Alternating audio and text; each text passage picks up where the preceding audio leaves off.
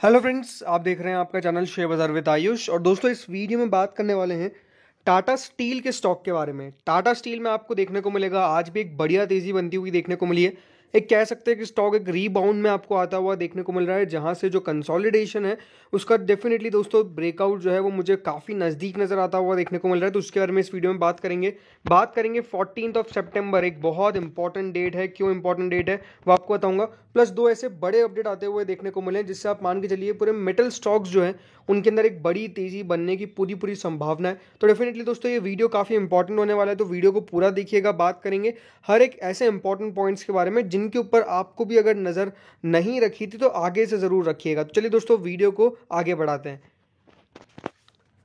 अगर दोस्तों आज आप टाटा स्टील का चार्ट देखेंगे तो कोई भी बता देगा कि देखिए क्या कंसोलिडेशन आता हुआ देखने को मिला है। इसी लेवल से लगाकर इसी लेवल तक कंसोलिडेट करता हुआ देखने को मिला, आखिर में ज़रूर थोड़ा सा बढ़ता हुआ देखने को मिला है। बट इंपॉर्टेंट क्या है कि जहां पे आज ओपन होता हुआ देखने को मिला था करीबन 106 रुपये 80 पैसे पे 107.95 तक जाता हुआ देखने को मिला। 106.50 का लो बनाया, लेकिन 107.9 तक जब जाता हुआ देखने को मिला है दोस्तों, तो याद रखिएगा अपने डेज हाई की तरफ ही बंद भी हुआ है स्टॉक। तो ये सबसे बढ़िया संकेत है कि देखिए कंसोलिडेशन के बाद एक स्टॉक ने एक अच्छी क्लोजिंग दी है। अब अगर आप इंपॉर्टेंट बात देखेंगे, लास्ट पूरे एक हफ्ते के अंदर जब जो हुआ था 0.75% बढ़ा, लेकिन अच्छी बात क्या है कि देखिए 100 रुपये के नीचे स्लिप नहीं हुआ। देखिए 100 रुपये के नीचे ना स्लिप होना ही अपने आप में देखिए बेहद इंपॉर्टेंट था, और वो होता हुआ देखने को नहीं मिला। अब दोस्तों यहाँ पर अगर आप देखेंगे टाटा स्टील के अंदर लास्ट एक महीने का मूव, तो आप खुद समझेंगे कि एक गिरावट हमको देखने को मिली है, लेकिन अभी भी 100 रुपये का लेवल नहीं टूटा है। तो वो 100 रुपये का लेवल दोस्तों एक सपोर्ट के तौर पर काम कर रहा था। इसीलिए मैंने शुरुआत में कहा कि एक रीबाउंड जो है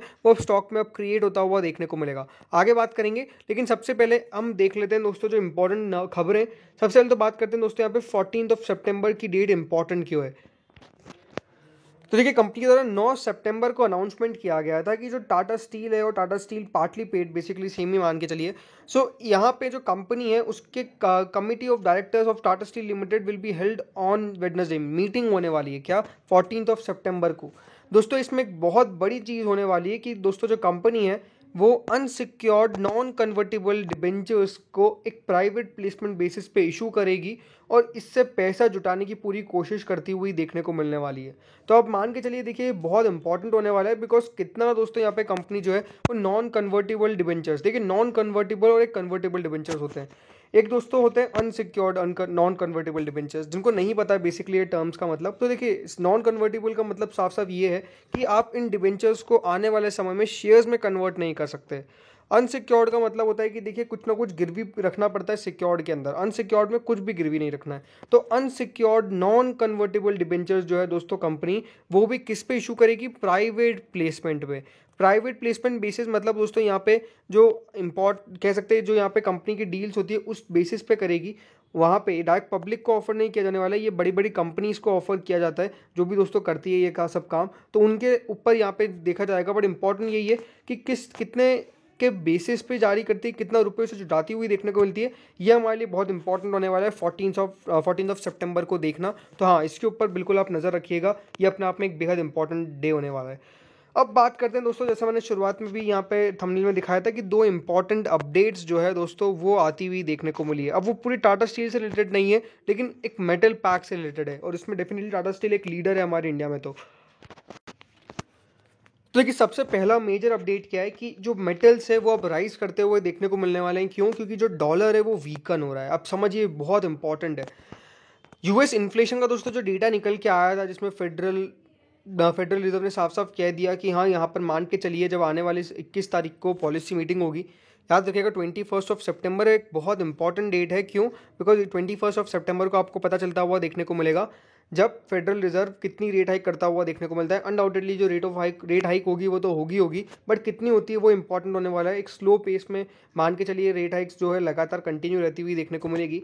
लेकिन अच्छी बात क्या है दोस्तों कि जो डॉलर है, जो पहले यहाँ पर कह सकते हैं कि लगातार दोस्तों ये बढ़ता हुआ देखने को मिल रहा था, अभी धीरे धीरे करके थोड़ा सा वीक होता हुआ देखने को मिल रहा है। वीकन यानी जो हमारा इंडियन रुपी है वो बढ़िया कर रहा है। दूसरी बात ये कि सप्लाई का रिस्क है। अब यहाँ पे सप्लाई का मेजर रिस्क दोस्तों आपको क्या देखने को मिल रहा है कि जो लगातार दोस्तों यहाँ पे कॉपर प्राइसेस है वो मंडे को रोज कर गई बिकॉज वीकर डॉलर था।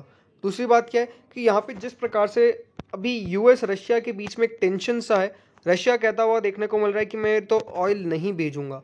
मैं तो ऑल को रोकता हुआ देखने को मिलूंगा। तो इससे क्या मेटल में इम्पैक्टेड है? तो डेफिनेटली देखिए पूरा ग्लोबल जो कमोडिटी सप्लाई होती है वो एक डिसरप्शन हो जाती है और ये एक मेजर दिक्कत है। इसीलिए अगर आप देखेंगे 3 मंथ कॉपर का जो लंदन मेटल एक्सचेंज है वो 0.5% बढ़ता हुआ देखने को मिल गया। तो अब मान के चलिए आने वाले समय के अंदर जो मेटल्स है, कॉपर हो गया, कुछ भी हो गया, लेड, एल्यूमिनियम, सब दोस्तों जो है वो आपको बढ़िया करते हुए देखने को मिलेंगे। एंड अगर होल एज अ मेटल बढ़िया करता हुआ देखने को मिलेगा तो डेफिनेटली टाटा स्टील तो बिल्कुल बढ़िया करता हुआ देखने को मिलने वाला ही है। तो बिल्कुल मेटल्स के ऊपर नजर रखिएगा। बेसिकली मैं आपको कहूंगा कि डॉलर के ऊपर नजर रखिएगा, इन कॉपर, इन सब कमोडिटीज के ऊपर नजर रखिएगा, बिकॉज अगर ये बढ़िया करते हुए देखने को मिलेंगे तो आप मान के चलिए हमारे जो मेटल स्टॉक्स है वो बहुत बढ़िया करने वाले हैं। एक और दूसरा जो मेजर अपडेट आता हुआ देखने को मिला इसी के ऊपर, दूसरा दोस्तों जो मेजर अपडेट है वो है यूएस फेड के बाद चाइना का कोविड बैकड्रॉप। जितना दोस्तों चाइना बढ़िया करेगा, जितना कितना चाइना बढ़िया करेगा, मान के चलिए मेटल्स जो हैं वो बढ़िया करेंगे। चाइना दोस्तों जो कोविड है उसमें अब एक बैकड्रॉप आता हुआ देखने को मिल रहा है, यानी कोविड के नंबर्स में आपको कमी होती हुई देखने को मिल रही है। एंड मेजरली मैं आपको कहूँगा कि चाइना में सबसे बड़ा इन्फ्लुएंस होता है मेटल्स का।